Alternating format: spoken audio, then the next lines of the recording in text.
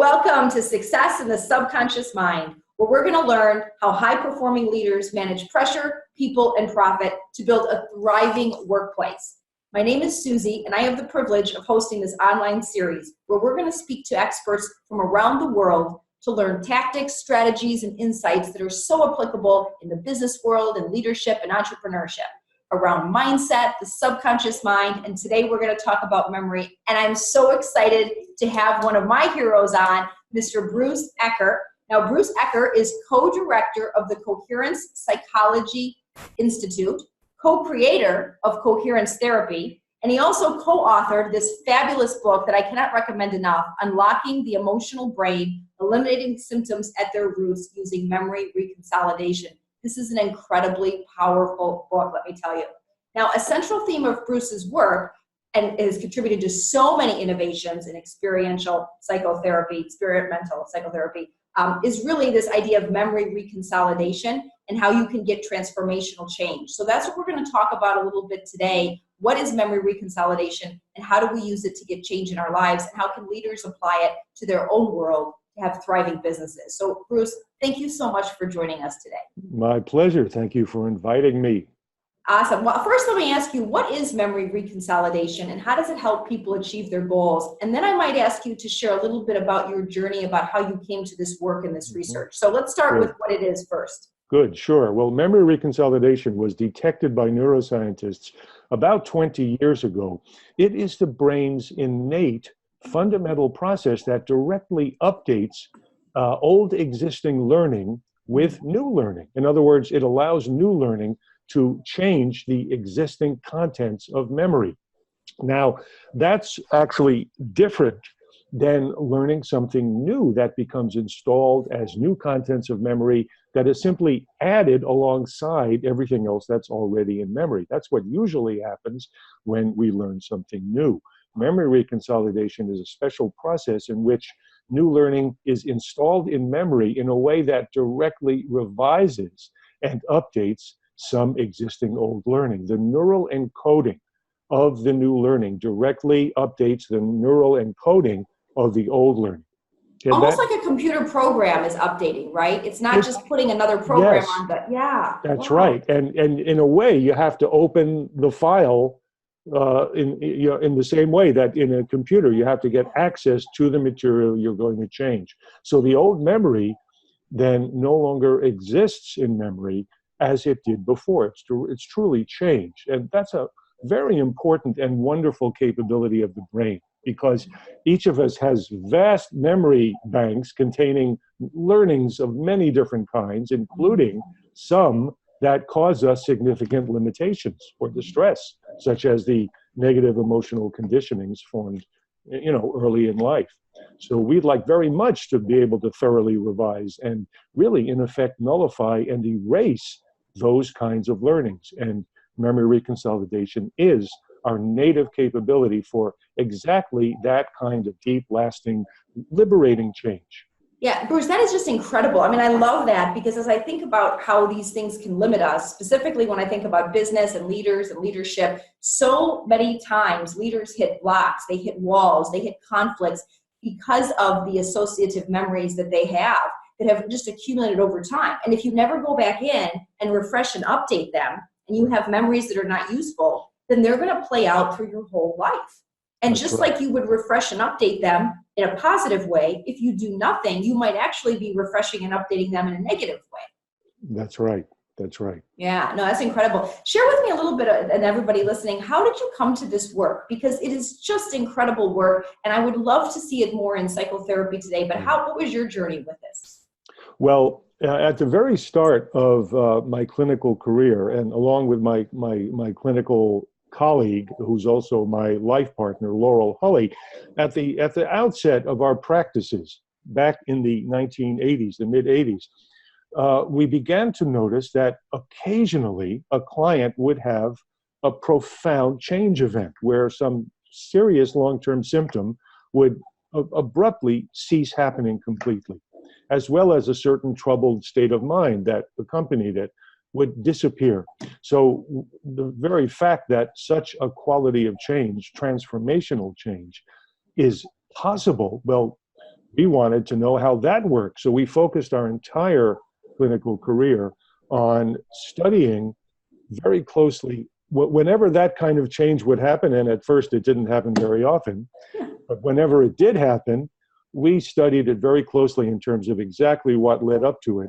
And we did that for quite a few years, and finally noticed that across many different such instances of transformational change, a certain set of experiences is always present. Whatever the problem pattern, whatever the contents, whatever the personality of the client, it was always this set of experiences. So we formed an approach to psychotherapy based on heading for creating these experiences right from the first session. And finally, it was in, and so that was the content of our first book in 1996 called Depth-Oriented Brief Therapy. Fast forward to 2005, when I began to look through neuroscience research, thinking, you know, this process that we use is so definite. It's so built into the brain. It's not a theory we cooked up. It's what actually happens when transformational change happens. So it must, let's see if the neuroscientists have found something that corresponds to this. So I searched through many, many research articles, and there it was.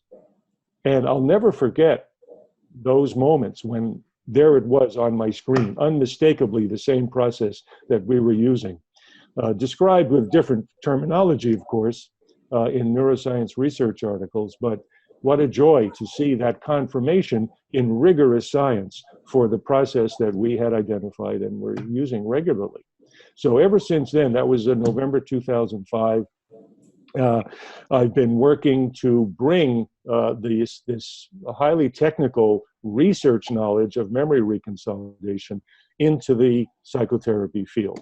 Awesome. And guide the field to be embracing this as an understanding of how transformational change works.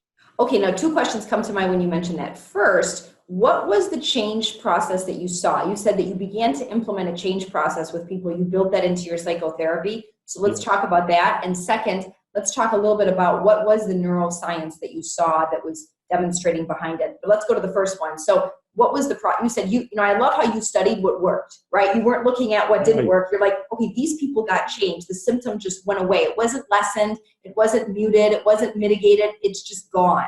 So when you figured that out, what was the process you went through with psychotherapy from that point on then to produce that change with people? Yeah, good question.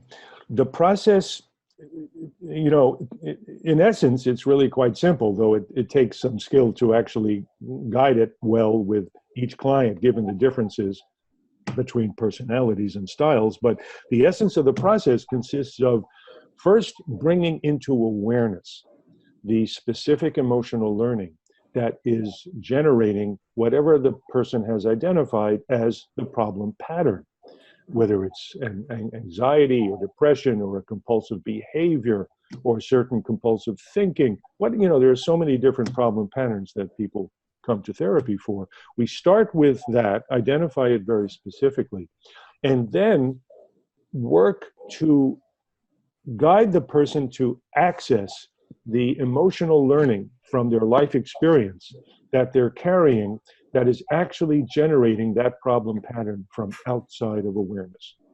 Wow. So we work to bring the pattern fully into awareness, some life lesson learned very strongly earlier in life. And, you know, we all know so much more than we know.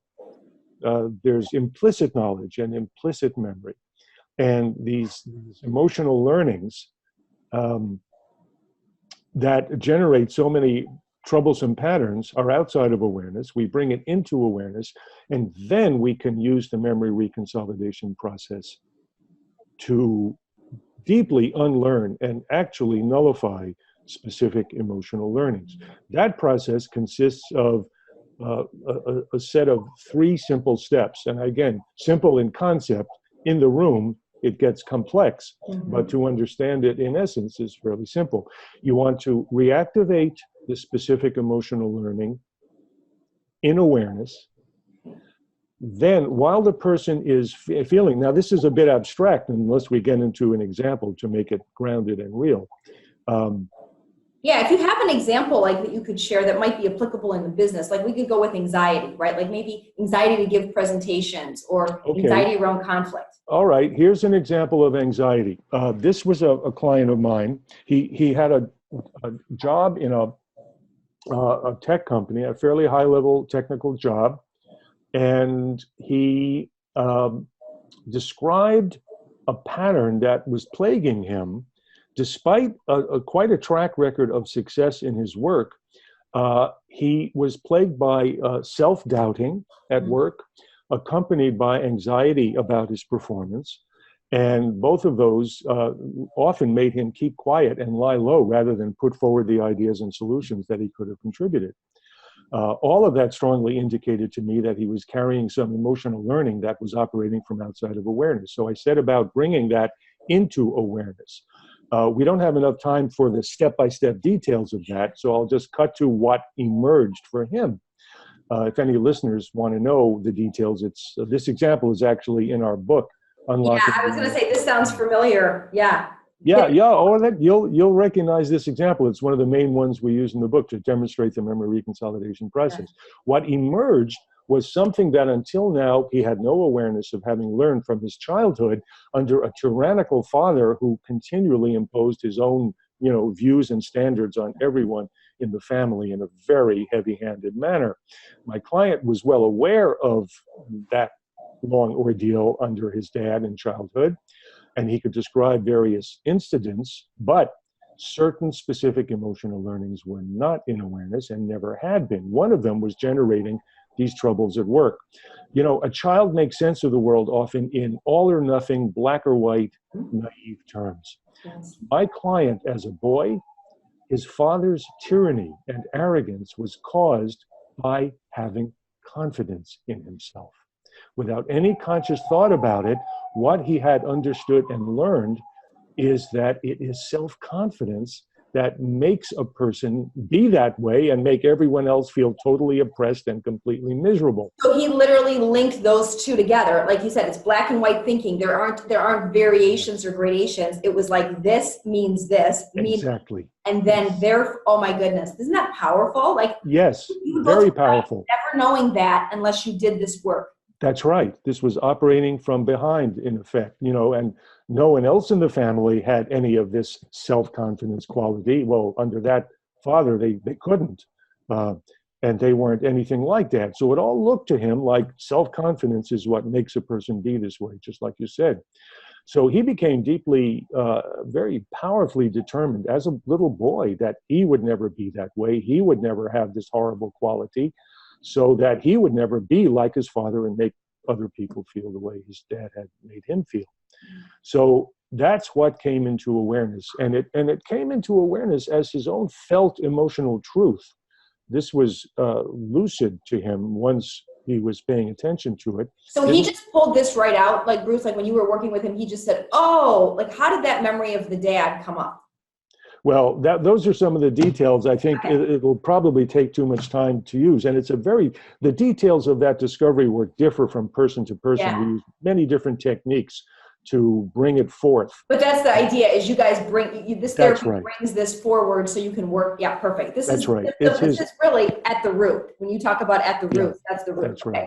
Yeah, it's the root of this problem for him. And it's his own emotional truth. It didn't come from interpreting or theorizing from me.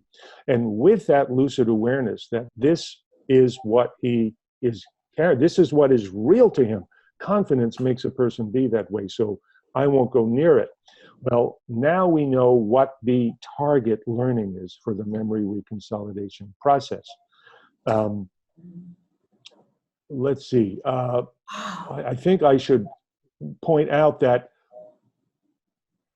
his awareness of this by itself did not automatically, unlock, unlearn, and dispel this what seemed to him to be just the truth of the world. Confidence makes a person be this way.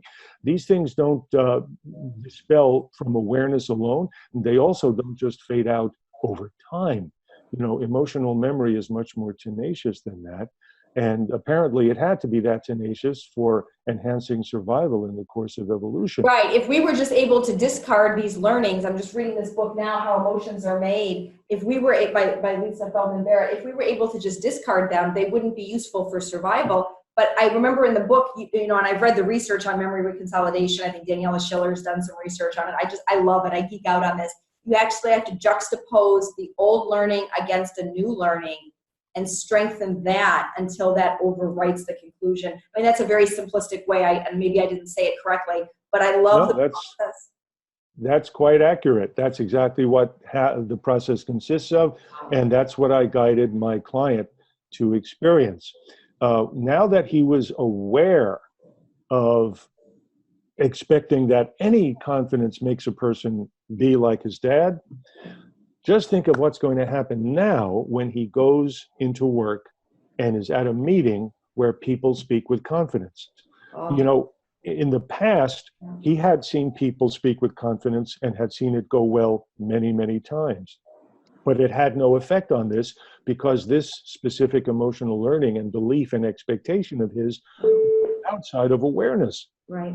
So the perceptions didn't collide with his belief.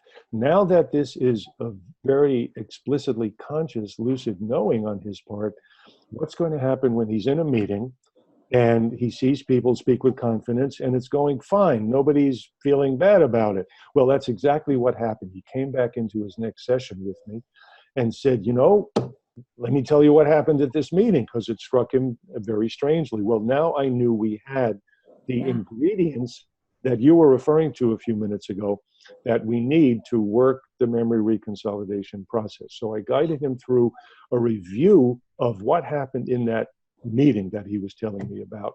And I first cued him into being very, basically a reactivation of his fearful expectation of what any confidence would cause. You're sitting in the meeting, you know, you have your own good ideas, you're holding back, you don't want to seem confident, you know how that will go, uh-oh.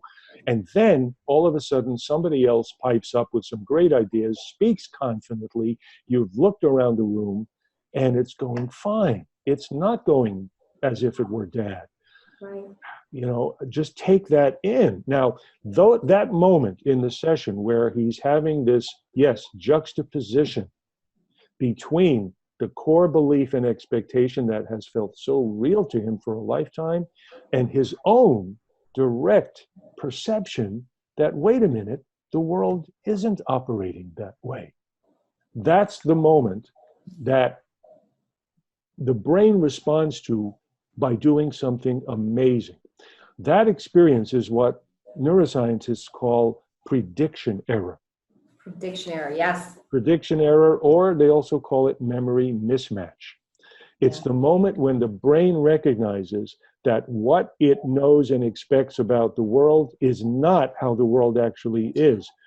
Within a minute or two of that experience, the neural encoding of the target learning, in this case, this learning that any degree of confidence, you know, sucks all the oxygen out of the room and makes everybody miserable. The neural encoding of that learning undergoes a biochemical change and shifts from what is called a consolidated state, which is a locked, stable, durable state, into a deconsolidated, destabilized state, in which for 5 hours that neural encoding is open to being rewritten by new learning. Ooh. That is the beginning of the memory reconsolidation process. And so all it takes is that juxtaposition experience to launch that unlocking, and then just a few repetitions of that both at once. In this case, any confidence is going to go horribly. Wait a minute, look at this. This person is speaking with confidence and it's going fine, and it's everybody's welcoming it. It's a good thing is happening here. In the rest of the session, I simply, in a very natural way, guided him back into that both at once 2 or 3 more times, because the neuroscience research, the laboratory studies show that You need those few repetitions Yep. now function as counter learning that is actually rewriting the neural encoding of the original learning. So it won't exist in memory in the future as it has until the present. And I just got indeed, chills. That's incredible. it is. It's remarkable, and it's to see it actually happen in the room is remarkable. These juxtaposition experiences, people blink, and I've had clients throw themselves back in the chair and say, "I'm feeling little surges of energy all through my Sure. body." Yeah. I mean, it's a tangible experience for the client that their memory system is making sizable adjustments in real time. Well, and you hear these situations happen to people with really traumatic crisis experiences, and no one wants to throw themselves into those things, but it's all of a sudden like your belief system has just been shattered. It can't go back the way it was. In fact, I liken it to the movie M. Night Shyamalan's The Village, when they discover that there is a world beyond. I don't know if anybody saw that movie, but it's basically these kids that live in this very older school place. These elders are trying to keep them contained in this. They don't think the modern world is good for them. And then these two teenagers kind of wander off and discover the modern world. And now they no longer believe that the village is their world, right? Once you've broken out of that, it's like your brain is now in the state of, wow, this is not, there's something new here. But what I love about what you talk about is, think about people that are in talk therapy for 10, 20 years trying to, move past that confidence issue. And then they get placed perhaps on temporary, pharma to help them with that issue or anxiety. And what you did was you went surgically, not surgically like a surgeon, but surgically in psychotherapy into the place where that encoding occurred. The initial, I've heard Brent Baum, who I interview on this series too, talk about it, is the initial sensitizing event. And then you access that, and then you recode that with a new learning. And then that goes back in, and that's why it's eliminated, because it no longer exists the way it did. It no longer exists the way it did. Just imagine if instead of finding that specific underlying emotional learning, I had heard about self-doubting and anxiety, and I simply started to teach him self-assertion skills. And I started to focus him on positive thinking based on all of his past successes, right? Mm-hmm. That could not win over that passionate, urgent underlying emotional learning.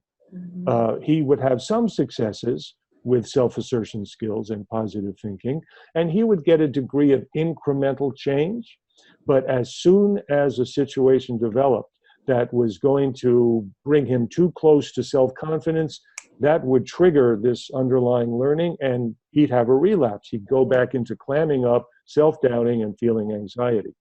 You can't compete against the emotional power of these original learnings by simply trying to build up a preferred pattern based on good ideas. Those good ideas don't have the emotional potency to prevail over the original emotional learning. Yeah, and that's really what success in the subconscious mind is about. It's a kitschy title for a reason, but it really has a neural signature behind it in the sense of those emotional learnings are in the 90 to 95% of our mind, where change and emotion and memory are housed. And now we're trying to use self-assertion skills, the leadership trainings, the 5% to override. And you're not going to do that because whatever got there the first and has been there over time and reinforced is strong. But Bruce, just imagine, I had other questions for you on leadership and procrastination, but I want to stay in this because this is so powerful. I'll tell you this, business leaders, business owners, entrepreneurs, they go to a lot of leadership conferences. Before they would go to business strategy conferences, how to do marketing, how to better funnels, all these things. But now we're starting to see them come into leadership training. But it's not this type of training. Some of it is, I shouldn't say it's not, but a lot of it focuses on what the leader needs to do, strategy and tactics with teams, building that employee engagement like Gallup got us thinking about. Imagine if your work was done in these business leadership trainings where you specifically work with business people, emerging leaders, senior leaders, to move them beyond these pieces that get them stuck, the success they would have in their lives, the happiness. Many times you see people's relationships tank when there's stress in the business. But, this is why your work is so important in the business community, because so many times, we bring our whole selves into it. And what tanks us in business and leadership and entrepreneurship aren't the fact that we don't understand business and strategies. It's those emotional learnings. And imagine if a business owner had this idea from the childhood that money is evil, that making money is bad. No wonder that person is struggling to be profitable. It doesn't That's look right. like it. They can show you their P&Ls and say, no, it's because of this, or my competitor raised his price or lowered his price. But really, what's going on is below the threshold of awareness. That's right. There's what you've got, you're conscious of the foot you're using to press on the gas. You're not conscious of the foot that's also pressing on the brakes at the same time. Yes. Yeah. And No. the one on the brakes is strong enough to stop things in their tracks. Oh, 100%. I use the analogy, I have a research company, Locus Mindset, built around locus of control. And I use the analogy of a compass and a magnet. And the compass is your conscious mind, the direction, and the magnet is the 95% subconscious mind. So if you're fighting those two, the magnet's going to win every time. You've got to make That's right. change. That's right. So, common sense says counteract, build up the preferred patterns, try to override and get away from these strange, compelling negative patterns. That doesn't work effectively. That's a weak strategy. It's what is effective is somewhat counterintuitive at first. You pay attention to the problem pattern, get very familiar with it, learn how to help it out, learn what the no is. You want to have only a yes, but there's a no here somehow.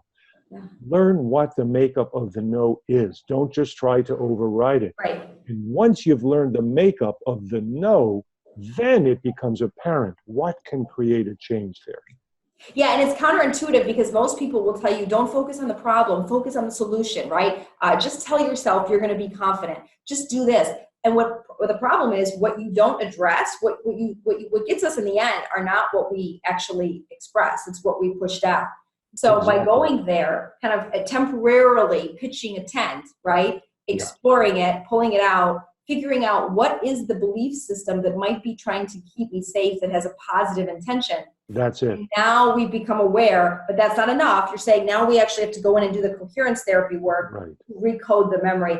Bruce, that's amazing. I mean, this is the type of leadership training I wish we could put everybody through, because this is what gets people. It's not that they don't know business. It's not they don't know how to grow and scale. It's that they don't understand that what holds them back. And then the rational mind comes in and goes, oh, this is why we're doing it, are these programs, are these memories. Right. A lot of people have a conventional fear that by giving attention to what's causing the trouble, you'll reinforce it, you'll strengthen it. It doesn't work that way. It's already there. It's not. It's already there, and it has maximum power by being kept in the dark. By giving it attention and becoming familiar with what it's made of, you start to drain that power and put yourself in a position to engineer a real change in that. Yeah, no, I love that. Bruce, if people want to connect with you, because we're going to have a lot of business people listening, leaders, entrepreneurs, professionals, and I'm sure they're going to hear this and think, not only do they have to go on Amazon and get the book, but also if they want to work with you, because again, like what I love about your work is you actually have it's a completion. It's not like, okay, sign up and do counseling for 20 years. It's let's actually get in, let's actually do the work and fix the problem and move forward. So I love that piece of it because it's very solution and results oriented. But where can people connect with you if they want to learn more? Well, our website is the best place. It's coherenceinstitute.org. And there's a lot there. There's a bibliography of many different resources, free one-click downloads of all kinds of articles, from introductory to advanced. There are videos of real sessions available, case examples, some pages full of the neuroscience research showing the rigorous basis of this process. There's a lot there. Great. And we'll put a link in this email interview to access Bruce's website, coherenceinstitute.org. So that's phenomenal. And I love that you're so generous. You make all those resources available for people because I know how I approached the research on it and found you, but I went there and I was like, this is so helpful to be able to have all of this in one place and really understand it and learn it. And I would encourage everyone who's interested in this, definitely connect with Bruce because this can help you transform your life. I mean, you could spend another 10 years in the problem, but imagine actually going in and removing it. It's like a sliver, we don't just keep band-aiding a sliver, we get it out. And when we get it out, we feel better, we become different, we become better. So Bruce, thank you so much for your time and for joining us today and for sharing your insights and wisdom. My pleasure, Suzy. Thank you so much. All right. Bye, everyone.